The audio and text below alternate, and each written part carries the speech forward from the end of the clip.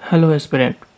जैसा कि आप जानते हैं, यूपीएससी में कुछ ऐसे टॉपिक्स होते हैं जिनसे हर साल क्वेश्चंस आते ही आते हैं। ठीक है, तो वैसे 9 मोस्ट इम्पोर्टेंट टॉपिक्स हैं यहाँ पे, जिनसे हर साल हर एक टॉपिक से एक ना एक सवाल ज़रूर आता है। तो अगर आप इन 9 टॉपिक्स को अच्छे से प्रिपेयर करके जाते हैं तो 15 से 20 मार्क्स आप आसानी से एग्ज़ाम में गेन कर पाएंगे, और जो आपको प्रीलिम्स क्वालिफाई करने में आपकी बहुत मदद करेगा। तो ऐसे 9 टॉपिक्स हैं जिन 9 टॉपिक से हर साल एक ना एक क्वेश्चन ज़रूर आते हैं। चलिए देखते हैं कि ये 9 टॉपिक्स कौन से हैं। सो पहला टॉपिक है हमारा important acts of Indian parliament, यानी कि इंडियन पार्लियामेंट जो एक्ट पास होते हैं, ऐसे एक्ट्स जो कि जैसे 2023 में हम प्री दे रहे हैं,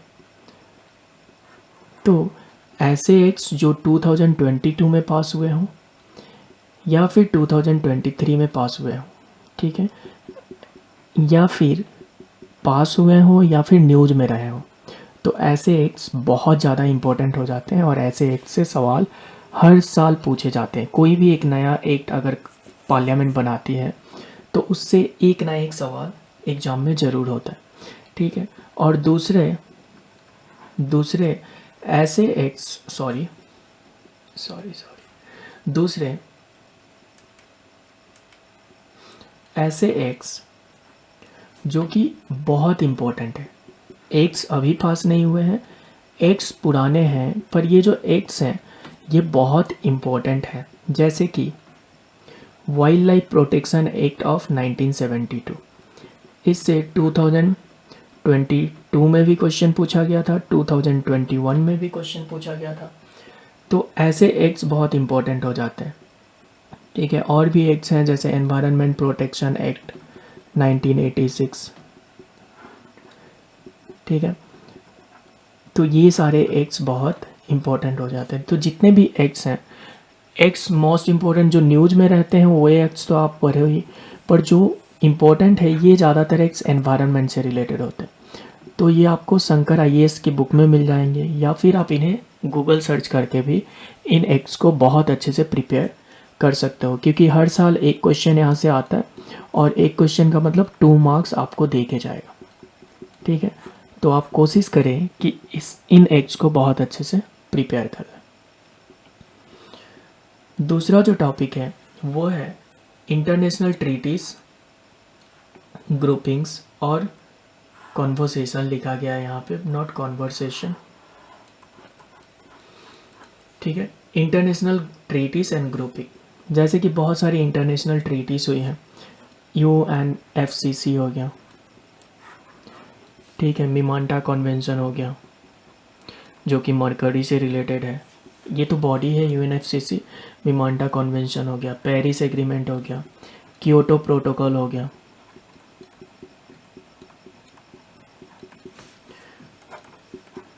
उसके बाद फिर मॉन्ट्रियल प्रोटोकॉल हो गया जो कि ओजोन लेयर से डील करता है। तो ऐसे बहुत सारी ट्रीटीज़ और कन्वेंशंस है। ठीक है, कन्वेंशंस, ग्रुपिंग्स भी हैं, groupings in the sense UNFCC हो गया, यूनेप हो गया, फिर WTO हो गया, वर्ल्ड बैंक हो गया, IMF हो गया। ठीक है, ये बहुत सारी ग्रुपिंग्स है। तो इनसे हर साल आप देखोगे कि एक ना एक क्वेश्चन ज़रूर पूछा गया है, इसलिए इन सारे ग्रुप्स को, सारे इंटरनेशनल ऑर्गेनाइजेशंस को जो भी इम्पोर्टेंट है उनको बहुत अच्छे से प्रिपेयर कर लें। इम्पोर्टेंट यहाँ फिर एनवायरनमेंट वाले जो ग्रुपिंग हो जाते हैं, एनवायरनमेंटल ऑर्गेनाइजेशंस हो जाते हैं, वो बहुत ही इम्पोर्टेंट हो जाते हैं। और बाकी जो ऑर्गेनाइजेशंस होते हैं इनको भी आपको, जो इम्पोर्टेंट ऑर्गेनाइजेशंस है, जैसे कि जो बहुत कॉमन ऑर्गेनाइजेशन है, WTO हो गया, वर्ल्ड बैंक हो गया, यूनेप हो गया, इन पे आपको नोट्स प्रिपेयर कर लेना। और इनमें भी आपको प्रायोरिटी उन ऑर्गेनाइजेशंस को देनी है जो पिछले 1-1.5 साल में न्यूज में रहे हों। ठीक है, थर्ड टॉपिक देखते हैं। थर्ड टॉपिक है रिपोर्ट्स एंड इंडिसेस। तो आप देखते हो कि हर साल यूपीएससी किसी ना किसी बड़े ऑर्गेनाइजेशन के रिपोर्ट के बारे में पूछ लेती है। जैसे ईज ऑफ डूइंग बिजनेस, ये कौन पब्लिश करता है? World bank. ठीक है, तो इन रिपोर्ट्स को प्रिपेयर करने के लिए आप क्या कर सकते हो, आप विकीपीडिया पे सर्च कर सकते हो वर्ल्ड बैंक, और वो जितने रिपोर्ट्स पब्लिश करती है उनको एक एक करके ऐसे लिख सकते हो। ठीक है, फिर सिमिलरली आईएमएफ के लिए भी आप ऐसा ही करोगे, वर्ल्ड हेल्थ ऑर्गेनाइजेशन के लिए भी। ठीक है, तो सारे जो बड़े बड़े ऑर्गेनाइजेशंस हैं उनके जितने भी रिपोर्ट्स आते हैं उन रिपोर्ट्स को आप लिख लोगे। सारे ही ऑर्गेनाइजेशंस के रिपोर्ट का नोट्स बनाओ ये संभव नहीं है, इसलिए जो भी इम्पोर्टेंट ऑर्गेनाइजेशन है उनका आप रिपोर्ट ज़रूर बना लीजिएगा। उससे आप एलिमिनेट करके आसानी से आंसर तक पहुंच सकते हैं। फोर्थ जो टॉपिक होगा हमारा ये है जीआई टैग। तो किसी अगर प्रोडक्ट को रिसेंटली जीआई टैग मिला है, ठीक है, तो वो बहुत इंपॉर्टेंट हो जाता है। तो आप क्या कीजिएगा, लास्ट 5 यानी कि लास्ट 5 जो जीआई टैग्स मिले होंगे ना उनकी लिस्ट बना लीजिएगा, नंबर 1, नंबर 2, 4, नंबर 5, क्योंकि जीआई टैग्स तो बहुत से प्रोडक्ट को मिले हैं, सबको आप मेमोराइज नहीं कर सकते। ठीक है, तो जिन प्रोडक्ट्स को जीआई टैग 2022 में मिला होगा और 2023 में मिला होगा, इनके लिस्ट आपके पास होने चाहिए। ठीक है, कि ये प्रोडक्ट्स हैं जिनको जीआई टैग्स 2023 में मिला है और इनके स्टेट के नाम, कि ये जीआई टैग किस चीज़ को मिला है और ये किस स्टेट से बिलोंग करता है, ऐसा लिस्ट बना लीजिएगा, ताकि इनसे मैच द फॉलोइंग अगर क्वेश्चंस आए तो उन्हें आसानी से आप कर पाए। उसके बाद कोई साइट, नई रामसर साइट या फिर यूनेस्को वर्ल्ड हेरिटेज साइट, ठीक है, ऐसी कोई साइट ऐड हुई है कब? 2022 एंड 2023 में, तो उन साइट्स का भी आपको लिस्ट पता होना चाहिए। ठीक है, नेक्स्ट आगे बढ़ते हैं।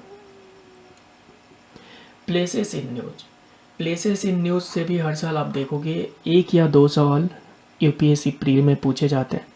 ये ऐसे प्लेसेस होते हैं जो या तो किसी कॉन्फ्लिक्ट के कारण न्यूज़ में हो, ठीक है, जैसे रसिया यूक्रेन वार चल रहा है ना, रसिया वर्सेस यूक्रेन, तो वहाँ पे जितने भी प्लेसेस है वो काफ़ी न्यूज़ में है। पिछली साल अफ़गानिस्तान का इशू बहुत ही ज़्यादा न्यूज़ में था, तो अफ़गानिस्तान न्यूज़ में था, इसलिए अफ़गानिस्तान के बॉर्डरिंग कंट्रीज़ पूछ लिए गए थे।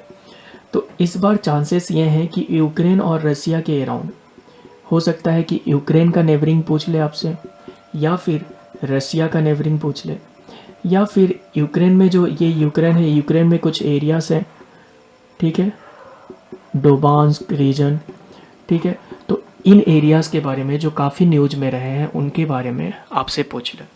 ठीक है, तो आप इन सब का लिस्ट प्रिपेयर कर लीजिएगा।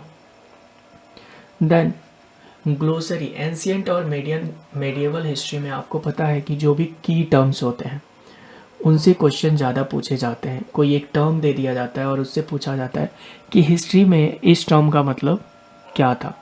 तो ऐसे ग्लोसरी की आपको लिस्ट मिल जाएंगे, आप अगर सर्च करोगे ancient and medieval history glossary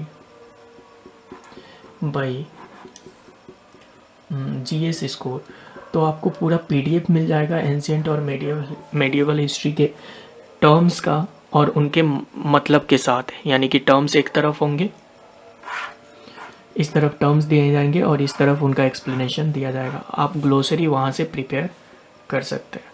फिर अगला जो एरिया है वो है प्रोटेक्टेड एरियाज इन न्यूज, यानी कि जो भी प्रोटेक्टेड एरियाज है, जैसे कि काजीरंगा नेशनल पार्क, मान लीजिए कि ये नेशनल पार्क न्यूज़ में है, तो आपको काजीरंगा नेशनल पार्क को प्रिपेयर कर लेना अच्छे से, क्योंकि अगर ये न्यूज़ में है तो यहाँ से सवाल पूछे जाने के चांसेस बढ़ जाते हैं। ठीक है, तो ऐसे ही आपको national park, wild life sanctuary, tiger reserve, अगर ये सब न्यूज़ में है तो आपको अच्छे से इनको प्रिपेयर कर लेना है। ज़्यादातर चांसेस यही होते हैं कि इनसे पूछा जाएगा कि इनका लोकेशन क्या है, यानी कि किस स्टेट में ये बिलोंग करते हैं। ठीक है, तो आपको कुछ पता हो ना हो, किस स्टेट में बिलोंग करते हैं वो पता होना चाहिए, और किस कारण से ये न्यूज़ में थे, यानी कि कौन से स्पेसिस के कारण या क्या हुआ था इन जगह पे कि ये न्यूज़ में थे, वो आपको पता होना चाहिए। Next is species in news. अगर कोई स्पेसिस न्यूज़ में है, स्पेसिस न्यूज़ में दो कारण से हो सकता है, जैसे कि चीता का जब री इंट्रोडक्शन हुआ था इंडिया में, तो चीता काफ़ी न्यूज़ में था, है ना। लायन जो है गिर नेशनल पार्क का, ठीक है, ये कभी कभी बीमार होता है, या फिर लायन का री इंट्रोडक्शन होता है दूसरे पार्क्स में, ठीक है, या फिर राइनो को काजीरंगा से किसी और पार्क में शिफ्ट किया जाता है, तो ये सब न्यूज़ में रहते हैं, तो आपको उन स्पेसिस के बारे में आपको पता होना चाहिए।